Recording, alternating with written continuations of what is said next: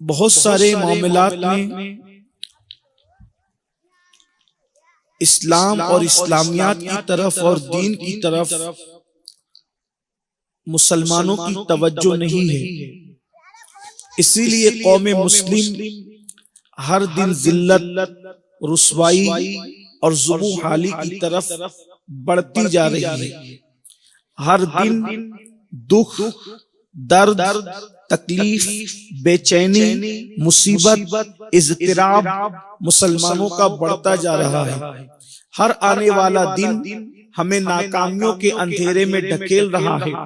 हर आने वाला दिन हमें नाकामियों के दलदल के अंदर डुबाता चला जा रहा है और लोग उस पर ये समझते हैं कि ऐसा हुआ तो ऐसा हुआ, ये हुआ तो वो हुआ, यूं हुआ तो यूं हुआ। अच्छी तरह याद रखना कि दुनिया के बदलने से मोमिनों का कुछ नहीं बदलता, मौसम के बदलने से मुसलमानों का कुछ तब्दील नहीं होता। हमारे यहाँ इनकलाब ना मौसम बदलने से आता है, हमारे यहाँ ना इनकलाब दौलत की रेलपेल से आता है, हमारे यहाँ ना इनकलाब जमातों के और लोगों के हुक्मरानों के आने जाने से, हुक्मरान जमातों के आने जाने से कोई तब्दीली, कोई इनकलाब का तस्वुर नहीं। हमारे यहाँ तस्वुर इनकलाब ये है कि जब हम बदलते हैं तो हालात बदलते हैं, हम बदलते हैं तो इनकलाब आता है,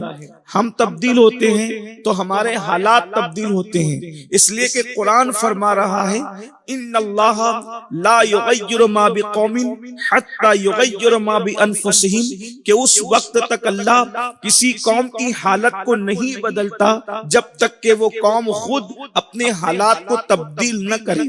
तो हमारी नाकामियां, हमारी बेचैनियां, हमारा इज़्तिराब, हमारी बेकरारियां क्यों है? क्योंकि हम ईमान ला चुके। ईमान लाने के बाद दूसरा रुक्न क्या है इस्लाम का, हमें वही नहीं पता। अगर आप इस्लाम और इस्लामियात को समेटना चाहेंगे तो आप 3 निकात पर उसको समेट सकते हैं, 3 नुक्तों पर आप उसको समेट सकते हैं। नंबर 1, ईमान लाओ। ईमान लाने के बाद फिर 2 जिम्मेदारियां क्या है? तो कुरान कहता है लितुमिनु बिल्लाहि व रसूलिही, कि ईमान लाओ अल्लाह पर और उसके रसूल पर, और कलेमा पढ़कर हम सब ईमान ला चुके। अब उसके बाद कुरान दूसरी जिम्मेदारी को जो सौंपता है उस पर मुसलमानों की तवज्जो नहीं है। अगर मुसलमान उसकी तरफ तवज्जो करें, मुसलमान डायरेक्ट तीसरी तरफ उड़ करके जाता है और उसको भी सही तौर पर निभा नहीं पाता।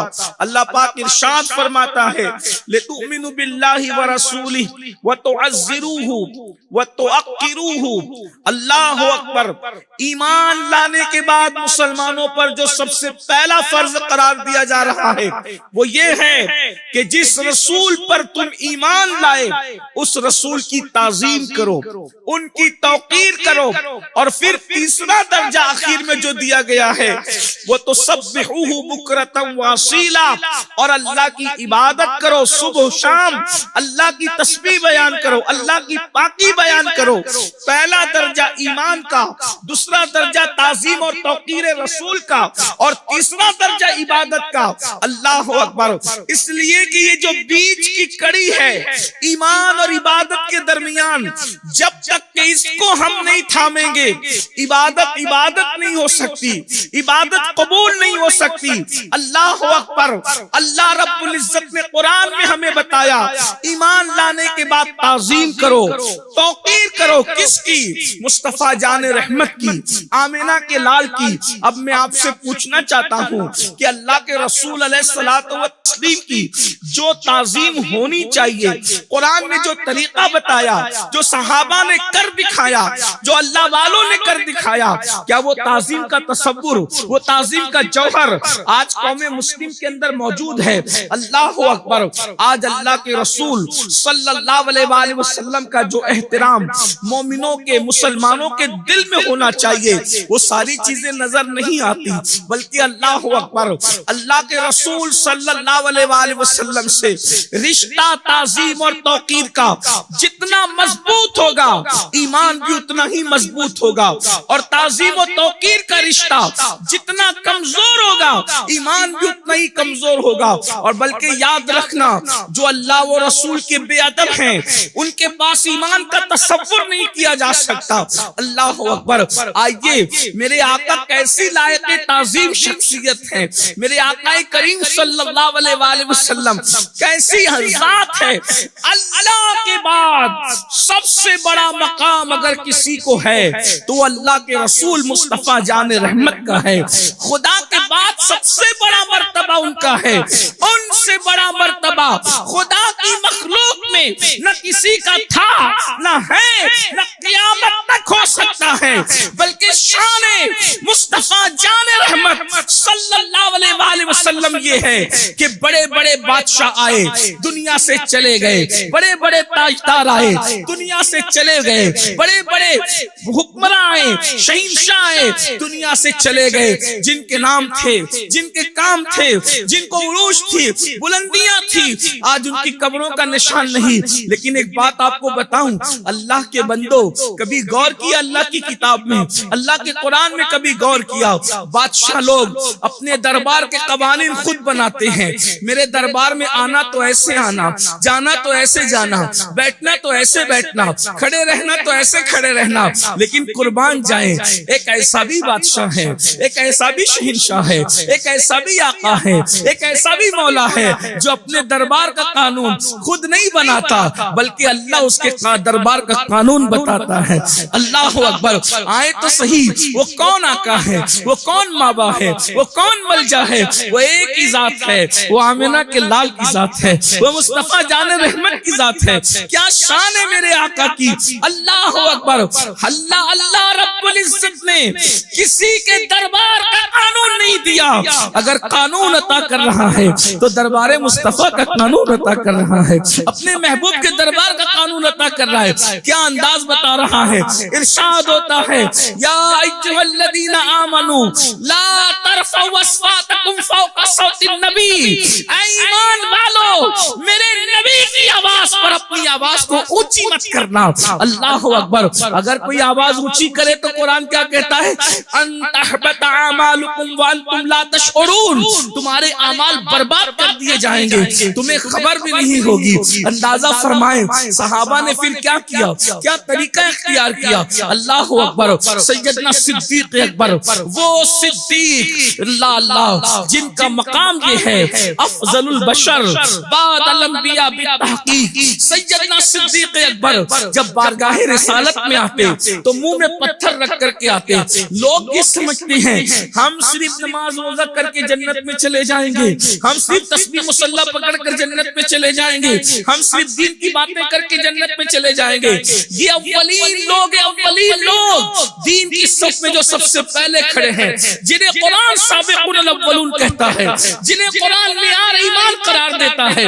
नबियों की जमात के बाद सबसे अफजल तरीन जमात अगर किसी की है वो असहाबे मुस्तफा की जमात है, मेरे नबी के सहाबा की जमात है। अल्लाह अकबर। वो आँख वाले लोग हैं जिन्होंने आमिना के लाल का चेहरा अपने माथे की आंखों से देखा है। मेरे इमाम उन आंखों की फजीलत यूं बयान करते हैं, जिस मुसलमान ने देखा उन्हें एक नजर, जिस मुसलमान ने देखा उन्हें एक नजर, उस नजर की बसारत पे लाखों सलाम। अल्लाह अकबर। आज कोई गुंबदे खजरा देख के आता है तो आशिक लोग उसकी आंखों को चूमते हैं।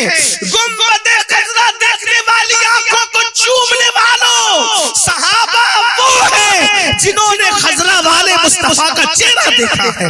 मेरे इमाम कहते हैं, इरशाद फरमाते बड़े मजे में, कहते हैं खुदा उनको किस प्यार से देखता है, खुदा उनको को किस प्यार से देखता है, जो आंखें हैं महवे लिकाए मोहम्मद, जो आंखें हैं महवे लिकाए मोहम्मद। अल्लाह अकबर। ये कौन लोग हैं? असहाब सैयदना सिद्दीक अकबर, जो सिर्फ सहाबी नहीं बल्कि सहाबा के भी इमाम हैं। इमाम सहाबा है सिद्दीक अकबर। सिर्फ सिद्दीक नहीं बल्कि सिद्दीक अकबर है।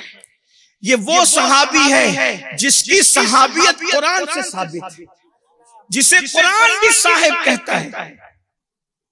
अल्लाह पाक कुरान मुकद्दस में इरशाद फरमाता है, इज़ यक़ूलु लिसाहिबिही, और जब उन्होंने अपने सहाबी से, अपने साहब से फरमाया। कुरान मुकद्दस के हर मुफस्सिर ने बयान फरमाया कि कहने वाला कौन था, जिसने कहा वो ज़ात मुहम्मदुर रसूलुल्लाह, और जो साहिब थे वो साथ में कौन थे? वो सैयदना सिद्दीक अकबर। गार का वाकया बयान करते हैं, इज़ हुमा फिल गार, गारे सौर का जिक्र करते हुए कुरान सिद्दीक अकबर की सहाबियत को बयान कर रहा है।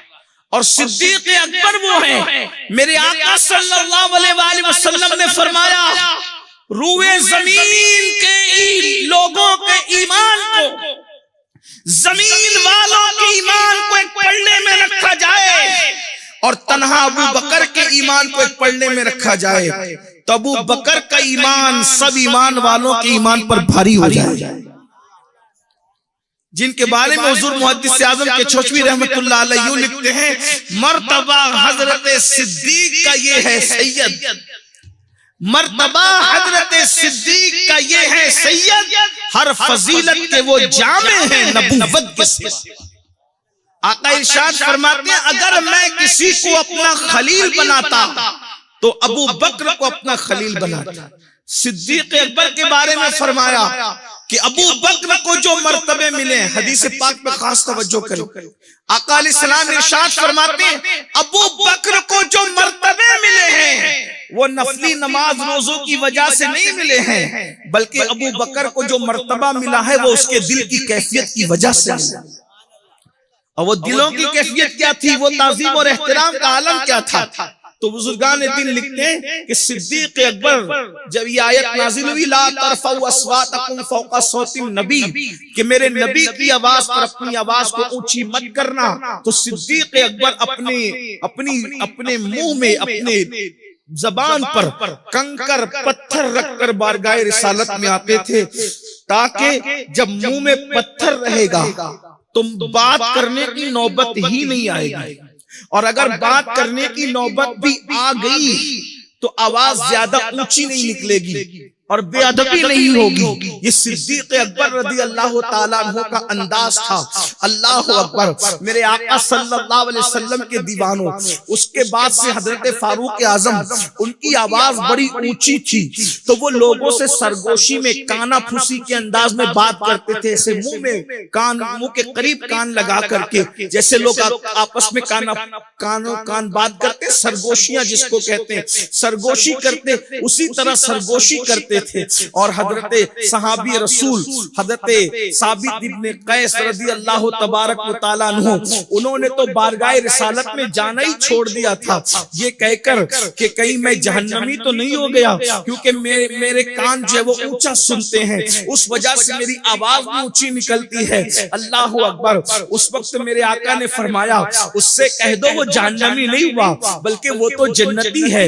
अल्लाह अकबर। सहाबा किराम ने अपनी आवाज को बारगाह रिसालत में इतनी पस्त कर लिया कि अल्लाह को ये अदा ताज़ीम रसूल की सहाबा किराम की पसंद आ गई। अल्लाह रब्बुल इज्जत ने उनको दो बशारतें अता फरमाई, जो महबूब की ताज़ीम करते हैं, जो रसूल की ताज़ीम करते हैं, जो रसूलुल्लाह के दरबार में एहतराम की वजह से, ताज़ीम की वजह से अपनी आवाजों को पस्त रखते हैं। अल्लाह ने उन्हें दो बशारतें अता फरमाई, लहुम मगफिरतुन व अजरुन अजीम, अल्लाह अकबर। उनके लिए 2 तमगे हैं, उनके लिए 2 सनदें हैं, उनके लिए 2 डिग्रियां हैं। क्या 2 डिग्रियां हैं?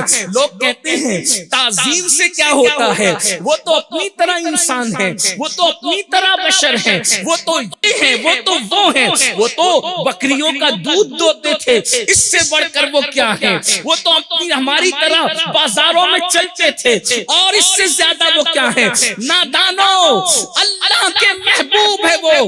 बकरी का दूध दोना देखकर उनसे वो अंदाज से कि वो बकरी का दूध दो रहे हैं, धोखा न खाओ। बकरियों के पीछे पीछे चलते देखकर धोखा खाने वालों, कभी जिब्रील के आगे आगे भी तो चलते देखो, कभी जिब्रील के पैरों को थकाते भी तो देखो। अल्लाह अकबर। अगर हलीमा की बकरियों का दूध दो रहे हैं, जिनका दूध है, तो उम्मे बाबत की बिन थन वाली बकरी का दूध दोते भी तो देखो। जिसमें दूध नहीं था उससे घर के सारे बर्तनों को दूध से भर दिया, ये भी तो देखो। बहरहाल अंदाजा फरमाएं, अल्लाह अकबर। ताज़ीम मुस्तफा पर, एहतराम रसूल पर कुरान ने 2 बशारतें दी है। लहुम मग़फ़िरतुन व अज्रुन अज़ीम। अल्लाह पाक ने उनकी मग़फ़िरत फरमा दी है। किनकी? जो ताज़ीम रसूल करते हैं। पहला इनाम उनकी मग़फ़िरत है, और याद रखना, जिसकी मग़फ़िरत हो गई उसके लिए जन्नत यकीनी हो। हुजूर की ताज़ीम पर जन्नत की बशारत में क्या? उनके लिए मग़फ़िरत है। और नंबर 2, अज्रुन अज़ीम, बहुत बड़ा अज्र है। अल्लाह का अज्र, अल्लाह का की तरफ से दिया हुआ अज्र अज़ीम क्या है भाई? जिसके कलील की हद लोग तलाश न कर सके, उसके अजीम की हदों को कहां ढूंढने जाए? अल्लाह ताला फरमाता है, कुल मताउ दुनिया कलील। कह दो कि ये दुनिया बहुत छोटी सी है। कौन कह रहे? अल्लाह फरमाता है दुनिया छोटी है। कुरान कह रहा है दुनिया छोटी है। ये छोटी दुनिया कौन सी है? जिसमें समुंदर है, जिसमें 7 आसमान है, जिसमें सितारे हैं, अरबों खरबों सैयारे हैं, जमीन है। इतनी बड़ी दुनिया अल्लाह का कुरान कहता है बहुत छोटी। तो जिस कुरान ने दुनिया को छोटी कहा, वो आपके नजदीक इतनी बड़ी है, तो जिसे कुरान अज्रुन अज़ीम कहता है वो कितना बड़ा होगा? और वो अज्र अज़ीम मिल किसको रहा है? वो रसूलुल्लाह को की ताज़ीम करने वालों को मिल रहा है, वो हुजूर का एहतराम करने वालों को मिल रहा है। इसीलिए हमें चाहिए कि हम अपनी औलादों को, बेटियों को, बेटों को हुजूर अलैहिस्सलाम की ताज़ीम सिखाएं, एहतराम सिखाएं, इकराम रसूल सिखाएं, एहतराम मुस्तफा जाने रहमत सिखाएं। आज अल्लाह अकबर, बहुत अफसोस होता है जब मुसलमान अल्लाह अकबर अपने उस्ताद का नाम तो 4 लाइन में लेता है, अपने बड़ों का नाम तो कई अलकाबात से लेता है, लेकिन जब रसूलुल्लाह का नाम लेने की बात आती है तो मोहम्मद मोहम्मद कहता है, मोहम्मद साहब कहने लगता है, आप सल्लम कहने लगता है, यानी दुरूद भी पूरा नहीं पढ़ता। ये गफलतें हैं। और हुजूर का नाम आजकल ऐसे रवा रवी में लोग लेते हैं, ऐसा लगता है कि जैसे किसका नाम ले रहे हैं। याद रखना, एहतराम रसूल का अंदाज ये है कि जब भी किसी के सामने रसूलुल्लाह का नाम हमारी ज़बान पर आए तो देखने वाले को भी लगना चाहिए कि इसकी गर्दन एहतराम से झुक गई है, इसकी गर्दन ताज़ीम से झुक गई है, इस पर खुशू व खुजू की कैफियत तारी हो गई है। अल्लाह अकबर। आइए, हालांकि मेरी तवज्जो उस तरफ नहीं कि मैं वो भी बयान करूं, मैं चाहता हूं कि ताज़ीम रिसालत सिर्फ कुरान की रोशनी बयान करूं, लेकिन आपकी समातों के लिए एक बात याद आ गई है दरमियान में, तो उन्वान से हट करके दूसरी तरफ जाता हूँ और आपको बताता हूँ, अपनी बहनों को भी बताता हूँ। अल्लाह अकबर। देखो ताज़ीम का अंदाज पहले कैसा था। आज पान दुकान वाला भी, ठेला ढकेलने वाला भी, पता नहीं लोगों ने हुजूर अलैहिस्सलातु व तस्लीम का जिक्र करना कैसे सिखा दिया, किस अंदाज से सिखा दिया। वो अंदाज न रहा जो बुजुर्गों का था, वो अंदाज न रहा जो अस्लाफ का था, वो अंदाज न रहा तो जो बड़ों का था। अल्लाह अकबर। हुजूर अलैहिस्सलाम का नाम आता है, लोग रवा रवी में ले लेते हैं, लोग यूं ही ले लेते हैं। हैं अल्लाह अकबर, बल्कि आम इंसान के नाम की तरह ले लेते हैं। नहीं नहीं, मुस्लिम हो गैर मुस्लिम हो, किसी के भी सामने जब हुजूर का नाम लो तो इस तरह खुशू खुजू के साथ लो कि सुनने वाले को पता चलना चाहिए कि ये सरापा अदब बन गया है, ये सरापा ताजीम बन गया है।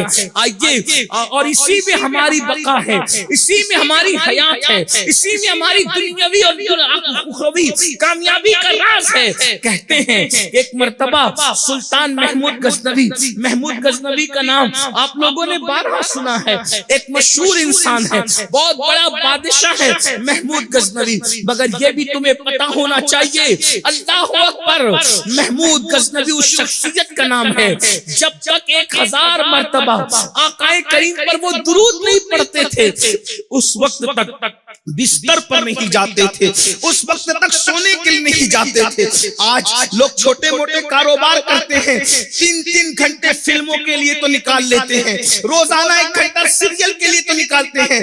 बताओ, जिस नबी का कलिमा पढ़ते हो उस नबी को रोजाना तोहफे में कुछ पेश भी करते हो। नादान इंसान, तू अपने दोस्तों को तोहफा भेजता है, तू अपने यारों को तोहफा भेजता है। आज तक तुमने अपने नबी के लिए क्या तोहफा भेजा और कितना तोहफा भेजा और किस अंदाज से भेजा? अरे नादान, जो दोस्त तेरी मैयत पे नहीं आएंगे तू उनको तोहफे भेजता है, जो रसूल तेरी कब्र में आएंगे तूने उनको कितने तोहफे भेजा और उनको तू दे भी क्या सकता है, उनको तू तोहफा भेज भी क्या सकता है? हमारी औकात क्या है? अल्लाह अकबर, हमारी औकात क्या है? एक सगे बेहुनर को एक बादशाह से क्या निस्बत हो सकती है? मेरे दादा मुर्शिद लिखते हैं, या रसूल अल्लाह, कहाँ हम खाक उफ्तादा, कहाँ तुम्हें शहे वाला, अगर मिसले ज़मीन हम है तो मिसले आसमां तुम हो। ये क्या मैंने कहा? मिसले समा तुम हो माज़ अल्लाह, मुनज़्ज़म मिस्ल से बरतर, ज़िहार महबूब गुमा तुम हो। मैं भूला आपकी रिफ़त से निस्बत ही हमें क्या है, मैं भूला आपकी रिफ़त से निस्बत ही हमें क्या है। वो कहने भर की निस्बत थी, कहाँ हम हैं, कहाँ तुम हो। अल्लाह अकबर, वो लामकां पर की सैर करने वाला रसूल, क्या निस्बत, हमारी औकात क्या है? ये तो उनका करम है कि वो हमें अपना कहते हैं, वो हमें अपना, क्या बड़ी हस्ती है और वो हमें अपना कहते हैं। हुजूर जब भी कहते हैं तो क्या कहते हैं? उम्मती, मेरी उम्मत। हुजूर क्या कहते हैं? मेरी उम्मत। यही तो बात है, गुनाहगारम व लेकिन खुश नसीबम, गुनहगार हूं मगर खुश नसीब हूं। क्यों? इसलिए कि उनका उम्मती, उनके उम्मती होने का एजाज जितना बड़ा, हमें बादशाह होने पर वो एजाज नहीं जो उनके उम्मती होने पर एजाज है। इसलिए कि बादशाहों का ठिकाना कहाँ होगा कहाँ नहीं होगा इसकी कोई गारंटी नहीं है, लेकिन जिसको हुजूर अपना कहते उसका ठिकाना तो जन्नत ही हो। हम रसूलुल्लाह के जन्नत रसूलुल्लाह वाला सौफ युअतीका रब्बुका फतरदा भी तो देखो। तो बात दूर न निकले, अर्ज ये कर रहा था हुजूर को तोहफा भेजा करो अगर उनके सच्चे उम्मती हो तो, और तोहफे में उनको क्या भेजे? जिसका लौहो कलम पे कब्जा हो उसे कौन सा कलम तोहफे में दोगे? जिसके लिए अल्लाह की किताब उतरी है उसको कौन सी किताब तोहफे में भेजोगे? जिसके लिबासे नाज को कायनात के लिए अमान करार दिया जाए उसे कौन सा लिबास भेजे? अगर हम जायरी हयात में होते तो कुछ कर सकते थे, लिबास अमामा कुछ नालैन पेश कर सकते, लेकिन यहाँ तो 14 सदियों के बाद हम आए दुनिया में, कुछ भेज भी नहीं सकते। तो बेहतरीन तोहफा हुजूर के लिए अगर कुछ भेज सकते हो तो उसे दुरूद शरीफ कहते हैं।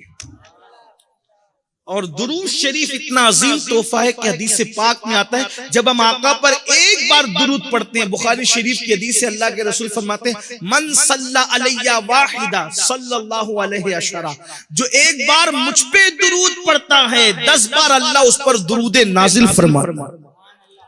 हुजूर पे एक बार दुरूद पढ़ने वाला कितना बुलंद हो जाता है कि अल्लाह उस पर 10 मरतबा दुरूद नाजिल फरमाता, अल्लाह नाजिल फरमाता। और तुम एक बार पढ़ते हो खुदा तुम पे 10 नाजिल फरमाता है। 100 बार पढ़ो तो, 500 बार पढ़ो तो, 1000 बार पढ़ो तो। और दुरूद पढ़ने वाला जो कसरत से दुरूद पढ़ता है खुलूस से दिल से, मरने के बाद उसकी कब्र को मिट्टी नहीं, उसके जिस्म को कब्र की मिट्टी नहीं खा सकती। जो कसरत से दुरूद पढ़े कब्र की मिट्टी उसका जिस्म नहीं खा सकती, बल्कि फिर उसका कफन भी मैला नहीं हो। तो सुल्तान महमूद गजनवी 1000 बार रोजाना दुरूद शरीफ पढ़ते थे, उसके बाद ही बिस्तर पे जाते। बल्कि एक मर्तबा तो ऐसा हुआ कि किसी हुकूमत की मसरूफियत में दुरूद पढ़ना भूल गए, तो अल्लाह के रसूल अलैहिस्सलाम ने काशिके रसूल के ख्वाब में तशरीफ लाकर फरमाया कि महमूद से कहना कि रोजाना जो तोहफा भेजते थे वो आज पहुंचा नहीं। हाय हाय, देखो ये इश्क वालों पर मेरे आका का इनाम है।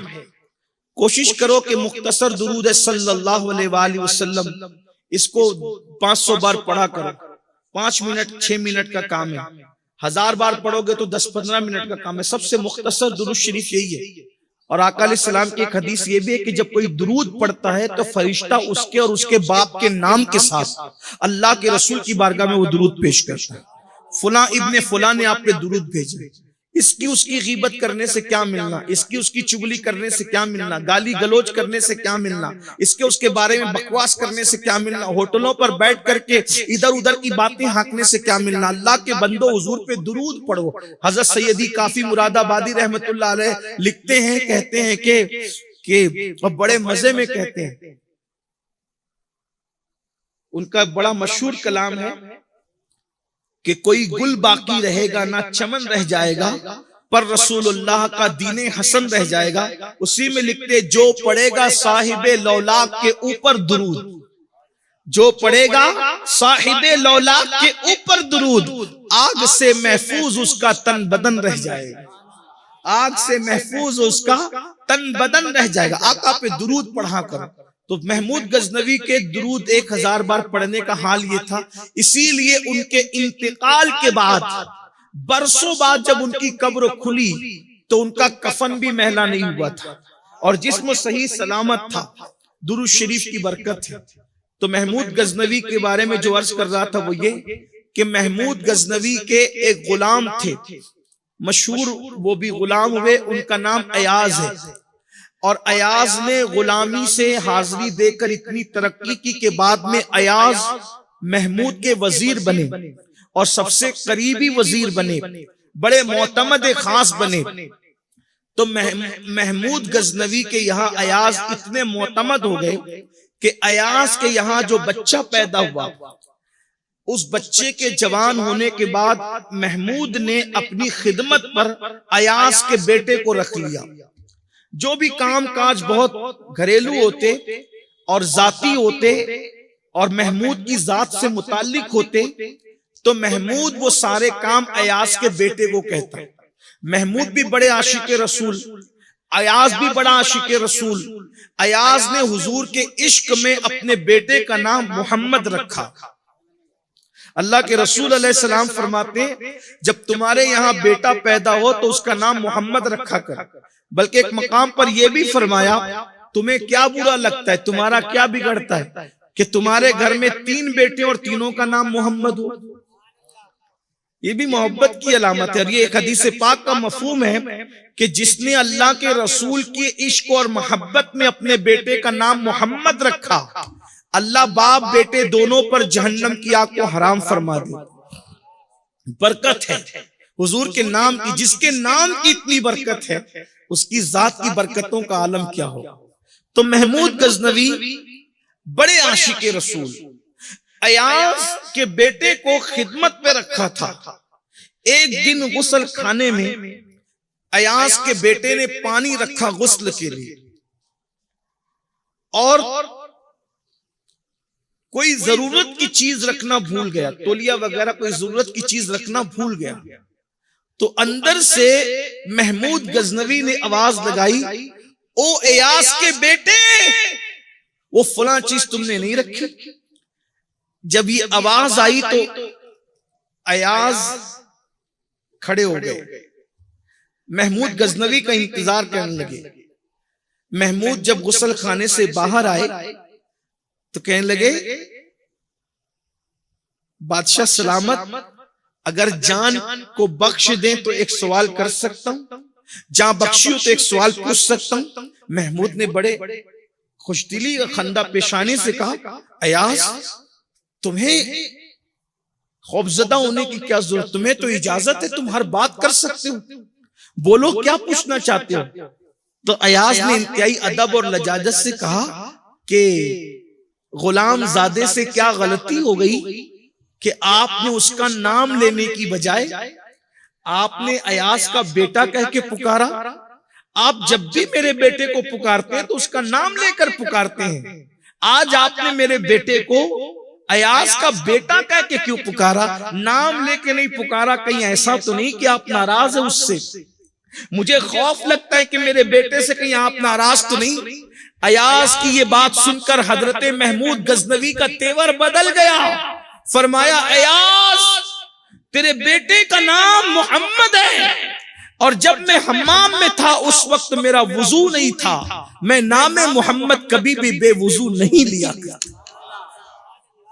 बादशाह लोगों का हाल ये था, इसलिए कि वो तो अपने आप को गुलाम, कौन बादशाह वहां और किसकी औकात क्या है, किसकी हैसियत क्या है, जिसे जो मिला है दरे मुस्तफा से मिला।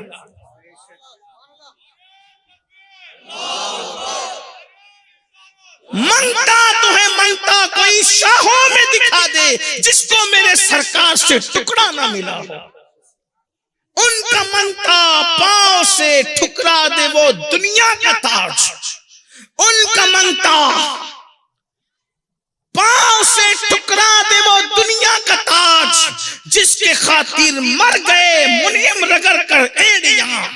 और एक मकाम पर मेरे इमाम फरमाते हैं, क्यों ताजदारों ख्वाब में देखी कभी वो शय, क्यों ताजदारों ख्वाब में देखी कभी वो शय, जो आज झोलियों में गदायाने दर की है। बादशाह के खजाने में वो चीज नहीं है जो मोहम्मदुर रसूलुल्लाह के गुलामों की झोली में मौजूद है। तो ये बादशाहों का हाल था कि वो अल्लाह के रसूल सल्लल्लाहु अलैहि वसल्लम की इतनी ताज़ीम करते, इतना एहतराम करते। और आज अवाम का हाल ये है कि हुजूर अकरम सल्लल्लाहु अलैहि वसल्लम का नाम मुबारक लिया जा रहा हो, हुजूर अलैहि सलाम का जिक्र किया जा रहा हो। बल्कि एक दुख की बात आपको बताएं कि सहाबा किराम तो बारगाह रिसालत में सरगोशियों के साथ, यानी कानों को मुंह लगा करके बात करते, आवाज ऊंची ना करते, आवाज बुलंद ना करते।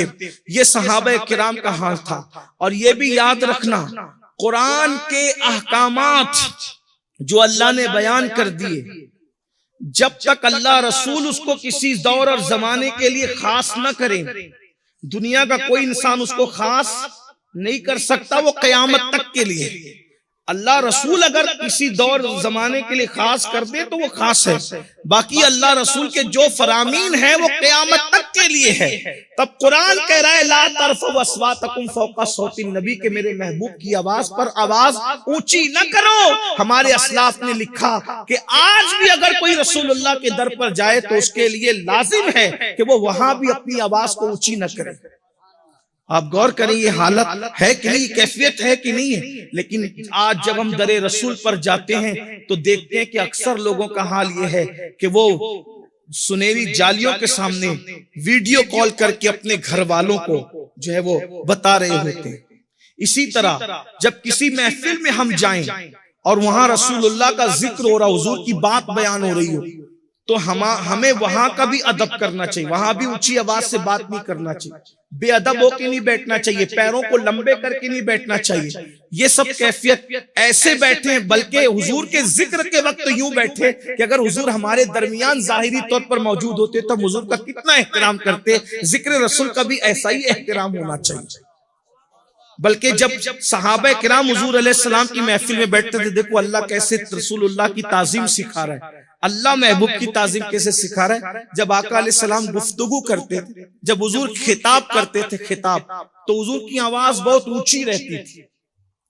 हुजूर अलैहिस्सलाम जब खिताब फरमाते, वास फरमाते तो बहुत ऊंची आवाज रहती थी। बल्कि हालत ये थी उस खुतबे की कि अगर 70,000 लोग क्या बल्कि 1 लाख से ऊपर लोग भी मौजूद रहे तो पहला आदमी जहां सुनता वहीं आखिरी आदमी भी सुनता।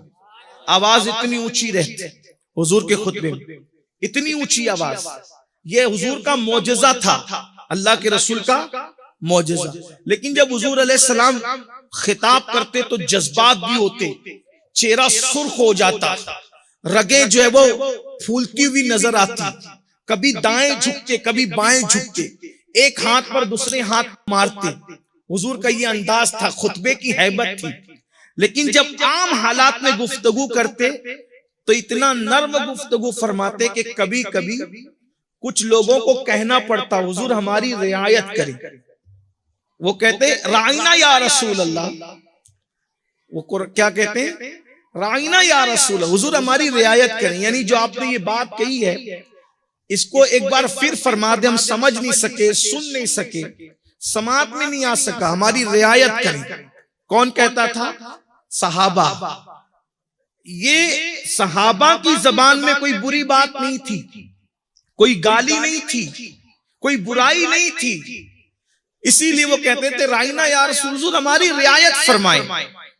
लेकिन चूंकि यहूदियों की जो जबान थी वो सहाबा की जबान से जुदा थी, तो ये राइना का लकब, ये राइना के अल्फाज उनकी अपनी यहूदियों की जबान में गाली थी, गाली। तो जब सहाबा से उन्होंने राइना सुना तो उनको मौका मिल गया रसूलुल्लाह को गाली देने का, हुजूर की तौहीन करने का, हुजूर की बेअदबी करने का।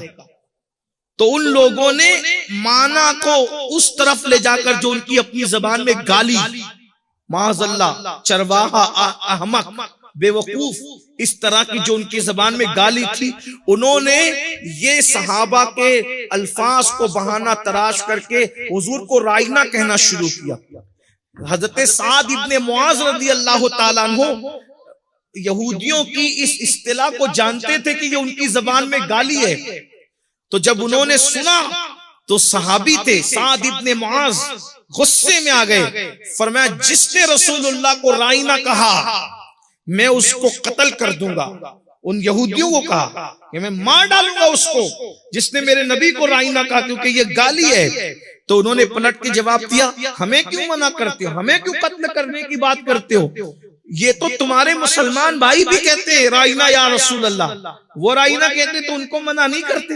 हालांकि मुसलमानों की इस्तिलाह में राइना कोई गाली नहीं थी, कोई बेअदबी नहीं थी, उसका मतलब था कि रियायत फरमा दे, दोबारा इरशाद कर दे। इस तरफ का इशारा था कि हुजूर हमारी समाज से जो है वो ऊपर हो गई ये बात, हुजूर दोबारा इरशाद फरमा दे, हमारी रियायत फरमा दे। तो इस तरह ना उनकी कोई नीयत थी बुरी, ना उनके यहाँ कोई ये बुरे अल्फाज थे। लेकिन जब उन बदबख्तों ने इसका नाजायज फायदा उठाना चाहा तो उन्होंने कहा कि तुम्हारे मुसलमान भाई भी तो कहते हैं। तो हजरत साद इब्ने मुआज रज़ी अल्लाह ताला टूटे हुए दिल के साथ बारगाह रिसालत में आए कि अब मैं इन मुसलमानों को कैसे मना करूं। अल्लाह की शान, इधर साद इब्ने मुआज इश्क मुस्तफा और ताज़ीम रसूल के जज्बात से भरपूर बारगाह रिसालत में आए, उधर जिब्रील सिदरा से जमीन पर आए और ये आयत लेकर आए, या अय्युहल्लज़ीना आमनू, ए ईमान वालो, ला तक़ूलू राइना, मेरे महबूब को राइना मत कहा करो, क्योंकि तुम्हारी बुरी नीयत नहीं है, तुम्हारी नीयत में कोई फुतूर नहीं है, न तुम्हारी लुगत में इस मामले में कोई जो है वो गाली है, लेकिन इससे दूसरे जालिमों को गुस्ताखी का मौका मिलता है। इसलिए अब कोई मोमिन भी राइना नहीं कहेगा। अब अगर हुजूर को कहना पड़ा तो क्या कहोगे? ला तक़ूलू राइना, राइना मत कहो, वक़ूलू ज़ुरना, जब भी कहा करो तो यूं करो, या रसूल अल्लाह नजर फरमा दे हम पर, हुजूर हम पे नजर फरमा दे, निगाहे करम फरमा दे। राइना कहने से मना कर दिया गया और कयामत तक के ये कानून अता कर दिया गया कि अगर अल्फाज ऐसे हैं कि उसके मुख्तलिफ माना निकलते हो, किसी एक लफ्ज का एक माना तारीफ का निकलता हो और एक माना तौहीन का निकलता हो, तो ऐसे अल्फाज भी मेरे महबूब की शान में नहीं कहे जाएंगे, बल्कि वो अल्फाज कहो जिसमें तारीफ ही तारीफ है, ताज़ीम ही ताज़ीम है, तौकीर ही तौकीर है, एहतराम ही एहतराम है। और अल्लाह सिखा रहा है क्या, वक़ूल उन्ज़ुरना, यूं कहा करो कि नजर फरमा दे, यानी कुर्बान जाए। अल्लाह सिखा रहा है कि महबूब से उनकी नजर करम मांगा करो, उनकी नजर का सवाल किया करो। क्यों? क्योंकि उनकी निगाह में ये तासीर है, उठ गई जिस तरफ दम में दम आ गया, उस निगाह इनायत पे लाखों सलाम। उनकी निगाह का मां को मांगा। इसीलिए आज हर मुसलमान खुश अकीदा कहता है, ओ या रसूल अल्लाह उन्जुर हालना, हुजूर हम पर नजर करम फरमाए। और उनकी नजर जिस पे उठ गई, पीर नसीरुद्दीन नसीर ने बहुत अच्छी बात के कहते हैं, मुझ पे महशर में नसीर उनकी नजर पड़ ही गई, मुझ पे महशर में नसीर उनकी नजर पड़ ही गई। कहने वाले इसे कहते हैं खुदा का करना। तो मुस्तफा जाने रहमत की नजर मांगने का हुक्म अल्लाह ताला ने कुरान में फरमाया, इरशाद फरमाया, या अय्युहल्लदीना आमनू ला तक़ूलू राइना वक़ूलू उन्ज़ुरना, कि ए ईमान वालो मेरे महबूब को राइना मत कहो बल्कि उन्ज़ुरना कहा करो। और आगे फिर ये कैद लगा दी, पहले ही से तवज्जो से सुना करो। तो ये ताज़ीम मुस्तफ़ा सल्लल्लाहु अलैहि वसल्लम के अहवाल हैं जो सहाबा किराम रिदवानुल्लाहि ताला अलैहिम अजमईन से साबित है। हमारे लिए लाजिम है कि ईमान लाने के बाद हमें जो हुक्म दिया गया ताज़ीम रिसालत माफ सल्लल्लाहु अलैहि वसल्लम का, हम जितना ताज़ीम में आगे बढ़ सकते हैं हुजूर अलैहिस्सलातु व तस्लीम की, उतना ताज़ीम की तरफ जाएं। और जो हमें शरीयत ने हद मुकर्रर की है उस हद में रहते हुए आकाए करीम सल्लल्लाहु अलैहि वसल्लम की ताज़ीम और एहतराम करें। इसलिए कि हुजूर अलैहिस्सलाम की ताज़ीम और एहतराम पर दो बशारतें हैं, एक मगफिरत की और अजर अजीम की। लहुम मगफिरतुम व अजरुन अजीम, हमने उनके लिए मगफिरत और अजर अजीम, और जिसके लिए मगफिरत है मगफिरत के बाद सीधा जन्नत है, और जहाँ अजर अजीम है वो इतना बड़ा अजर अजीम है कि उसकी कोई हद नहीं है, उसका कोई किनारा नहीं है। जब अल्लाह की बनाई हुई दुनिया जिसको कलील फरमाया, जब उसका किनारा ढूंढते हुए अरबों खरबों सैयारों में इंसान गुम हो जाता है, तो रब्बे काबा ने जिस अजर को अजर अजीम फरमाया, कभी ना खत्म होने वाला अजर, तो ये सिर्फ और सिर्फ ताज़ीम रिसालत माफ सल्लल्लाहु अलैहि वसल्लम पर बशारत दी गई है। अल्लाह ताला हम सबको तौफीक बख्शे,